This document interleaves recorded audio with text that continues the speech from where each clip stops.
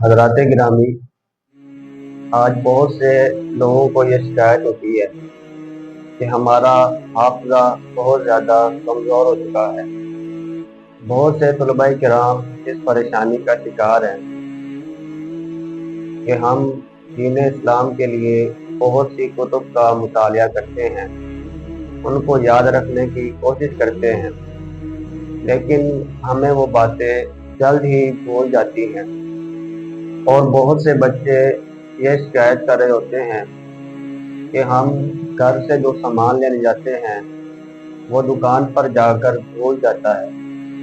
یعنی کہ حافظے کی آج بہت زیادہ کمزوری لوگوں میں پائی جاتی ہے۔ تو اس کے متعلق امام شافعی رحمہ اللہ نے اپنے استاد امام وکیع رحمہ اللہ سے بھی شکایت کی کہ حافظے کی مضبوطی کے لیے کوئی عمل، کوئی وظیفہ بتلا دیجیے۔ تو امام وکیع رحمہ اللہ نے امام شافعی رحمہ اللہ کو کہا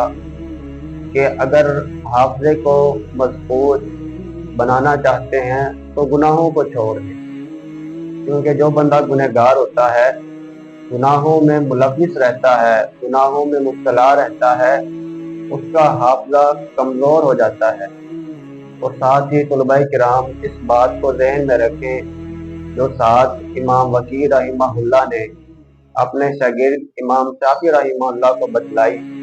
کہا کہ یہ علم اللہ کا نور ہے اور یہ گنہگار بندے کو کبھی حاصل ہی نہیں ہو سکتا۔ تو عزیز طلباء،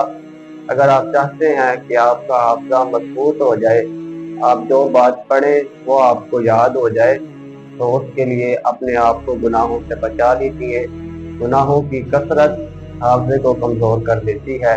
اللہ آپ کے اور میرے حافظے کو اس طرح مضبوط کر دے جیسے امام شافعی رحمہ اللہ کا حافظہ مضبوط ہوا، اور کیسا مضبوط ہوا کہ آج جو ہم مدارس کے اندر موطا امام مالک کو پڑھتے ہیں، وہ امام شافعی رحمہ اللہ نے